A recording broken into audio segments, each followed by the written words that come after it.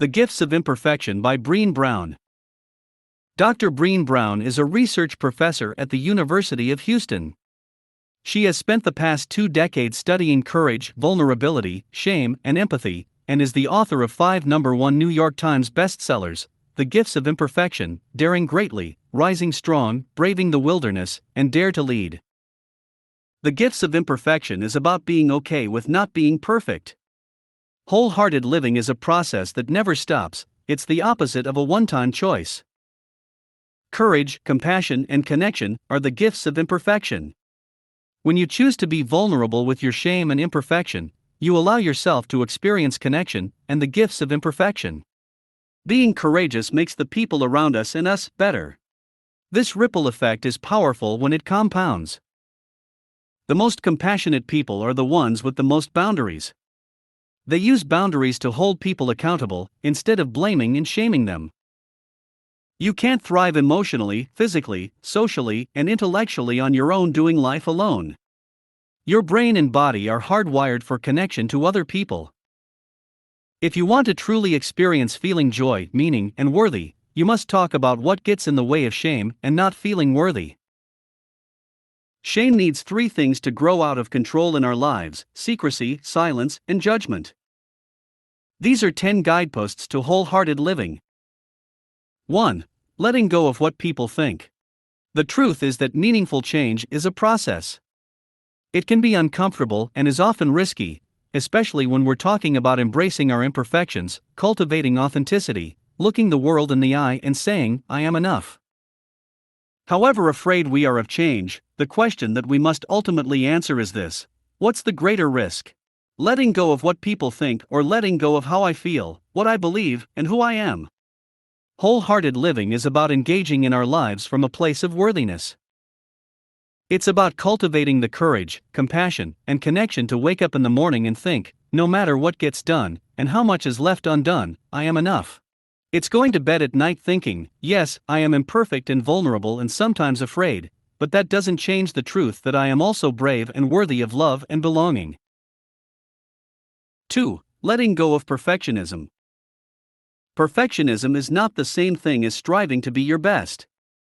Perfectionism is the belief that if we live perfect, look perfect, and act perfect, we can minimize or avoid the pain of blame, judgment, and shame.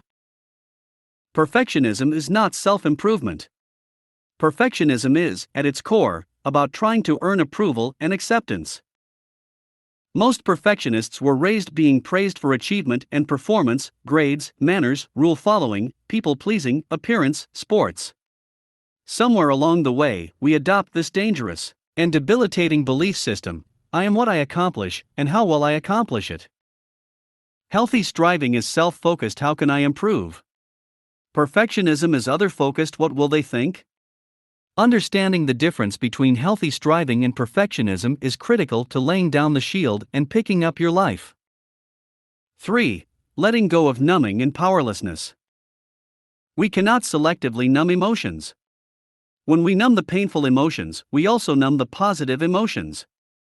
So as when we numb the dark, we numb the light. But recognizing and leaning into the discomfort of vulnerability teaches us how to live with joy, gratitude, and grace. 4. Letting go of scarcity and fear of the dark. When I'm flooded with fear and scarcity, I try to call forward joy and sufficiency by acknowledging the fear, then transforming it into gratitude. By saying out loud, I'm feeling vulnerable. And that's okay. I'm so grateful for. And name it. Doing this has absolutely increased my capacity for joy. 5. Letting go of the need for certainty. There's a quote that literally cracked open my heart. The opposite of faith is not doubt, but certainty. When I'm really scared or unsure, I need something right away to calm my cravings for certainty. For me, the serenity prayer does the trick. God, grant me the serenity to accept the things I cannot change, the courage to change the things I can, and the wisdom to know the difference. Amen. 6. Letting go of comparison. Letting go of comparison is not a to-do list item. For most of us, it's something that requires constant awareness. It's so easy to take our eyes off our path to check out what others are doing, and if they're ahead or behind us. Creativity, which is the expression of our originality, helps us stay mindful that what we bring to the world is completely original and cannot be compared. And, without comparison, concepts like ahead or behind or best or worst lose their meaning. 7. Letting go of exhaustion as a status symbol and productivity as self-worth. The opposite of play is not work, the opposite of play is depression. Respecting our biologically programmed need for play can transform work. It can bring back excitement and newness to our job. Play helps us deal with difficulties, promotes mastery of our craft, and is an essential part of the creative process. Most important, true play that comes from our own inner needs and desires is the only path to finding lasting joy and satisfaction in our work.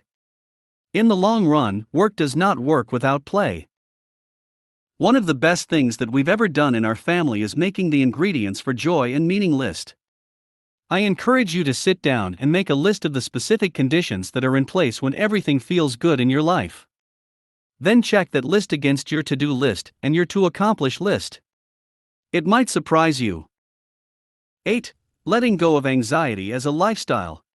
My anxiety detox included more calm and more stillness, but it also included more exercise and less caffeine. I know so many people who take something at night to help them sleep and drink caffeine all day to stay awake. Increasing my daily intake of calm and stillness along with walking and swimming and cutting caffeine has done wonders for my life. 9. Letting go of self-doubt and supposed to. Make a list of the work that inspires you. Don't be practical. Don't think about making a living, think about doing something you love. There's nothing that says you have to quit your day job to cultivate meaningful work. There's also nothing that says your day job isn't meaningful work. Maybe you've just never thought of it that way. 10. Letting go of being cool and always in control. Throughout human history, we've relied on laughter, song, and dance to express ourselves, to communicate our stories and emotions, to celebrate and mourn, and to nurture community. That makes them are so woven into the fabric of our everyday life. That we cannot forget how much we value the people who can make us laugh, the songs that inspire us. If we believe that laughter, song, and dance are essential to our soul care, how do we make sure that we hold space for them in our lives? If you desire to feel really alive, be brave to step into fear and the unknown. It's scary, but what's scarier is to live a life not true to yourself. Self-doubt undermines the process of finding our gifts and sharing them with the world. Moreover, if developing and sharing our gifts is how we honor the Spirit and connect with God, self-doubt is letting our fear undermine our faith. Action steps for you. You can choose to let go of yourself to live a fake life for others, or you can embrace who you are and own your life story. It takes guts to speak about your guilt and shame. It requires courage to tell people how you're thinking instead of what they want you to say. And bravery is needed to live authentically with your imperfections. Live wholeheartedly by switching your mindset from trying to be perfect and identifying yourself with what others think, to feeling I am enough no matter what happens today. You'll be more courageous, compassionate, and connected this way.